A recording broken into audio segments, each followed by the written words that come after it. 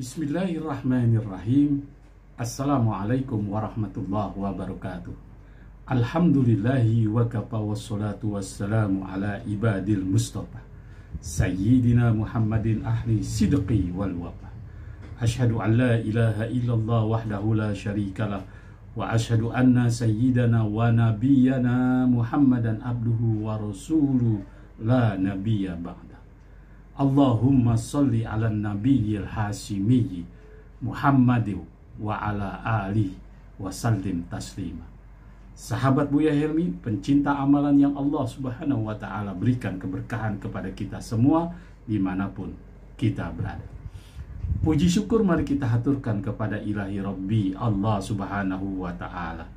Dialah Allah zat yang telah memberikan kita kenikmatan, sehingga dengan kenikmatan-kenikmatan itu kita dapat melakukan segala aktivitas kegiatan kita sehari-hari seraya kita bermunajat, bermohon kepada Allah subhanahu wa ta'ala. Mudah-mudahan aktivitas yang kita lakukan pada hari ini membawa keredoan, keberkahan dari Allah subhanahu wa ta'ala. Amin ya rabbal alamin. Sahabat Buya Helmi, pencinta amalan yang Allah subhanahu wa ta'ala berikan keberkahan kepada kita semua dimanapun kita berada.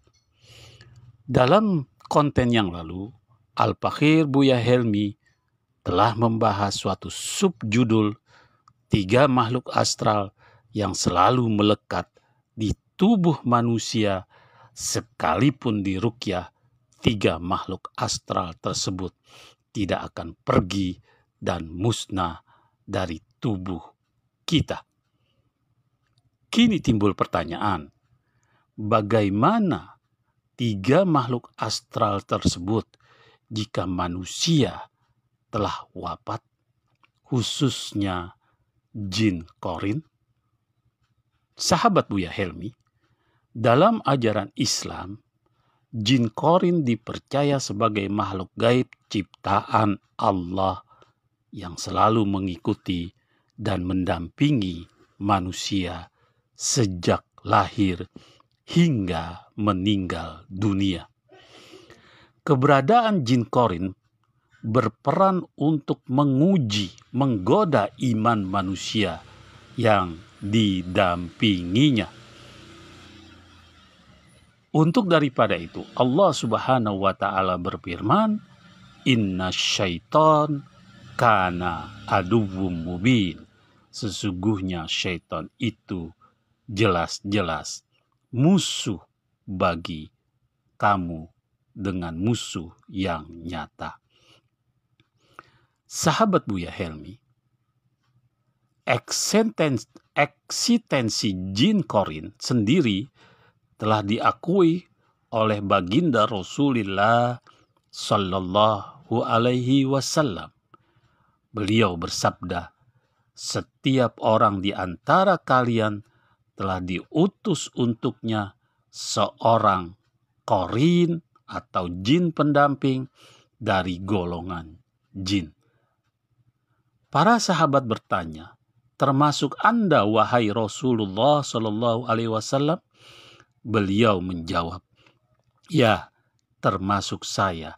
Hanya saja Allah membantuku untuk menundukkannya sehingga dia masuk Islam. Karena itu, dia tidak memerintahkan kepadaku kecuali hal-hal yang baik. Hadis diriwayatkan oleh Imam Bukhari wa Muslim. Jin korin hanya akan mendampingi manusia sampai mereka menemui ajalnya kelak. Lalu, kemana perginya jin korin setelah manusia meninggal? Berikut adalah penjelasannya. Allah menciptakan jin korin sebagai pendamping manusia untuk menguji keteguhan, kekokohan, serta kemantapan iman hambanya. Melalui jin korin inilah iman manusia akan diuji. Apakah mereka akan terjebak ke dalam godaannya atau justru semakin mendekatkan diri kepada Allah. Jin korin selalu ada dan menyesatkan manusia lewat bisikannya, bujukannya, rayuannya, godaannya.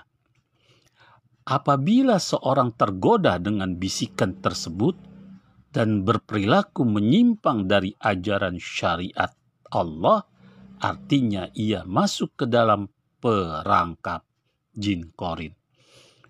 Berbeda dengan jin lainnya, jin korin tidak dapat diusir, dibunuh, atau dimusnahkan dengan berbagai macam cara, apakah itu dengan bacaan ruqyah maupun dengan suara azan. Mereka akan terus mengikuti manusia sampai akhir hayatnya atau meninggal dunia. Seperti yang telah dijelaskan, kematian seseorang menjadi tanda berakhirnya tugas jin korin yang telah ditugaskan selama orang itu hidup.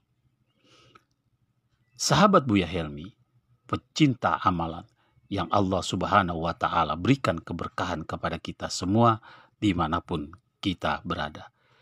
Jin korin juga akan pergi meninggalkannya. Kemana perginya jin korin? Dalam Al-Quran dikatakan bahwa makhluk ciptaan Allah akan kembali kepadanya. Allah berfirman dalam surat Al-Ankabut, kullu nafsin zaikatul maut. Tiap-tiap jiwa pasti menemui akan kematian. Kemudian hanyalah kepada kamu dikembalikan.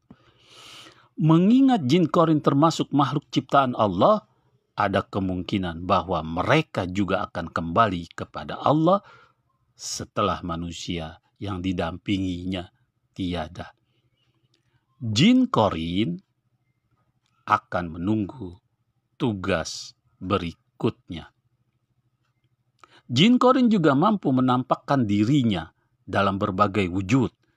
Misalnya makhluk halus seperti hantu tertentu. Setelah seseorang meninggal, jin korin akan tertinggal dengan memori kuat tentang tuannya.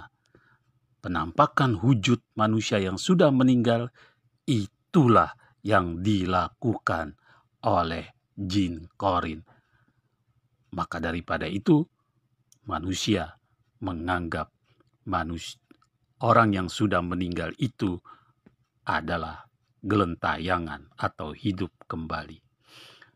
Allah menempatkan jin korin sebagai pendamping manusia untuk menguji keteguhan dan kekokohan. Jin korin selalu ada dan menyesatkan manusia dari bisikannya.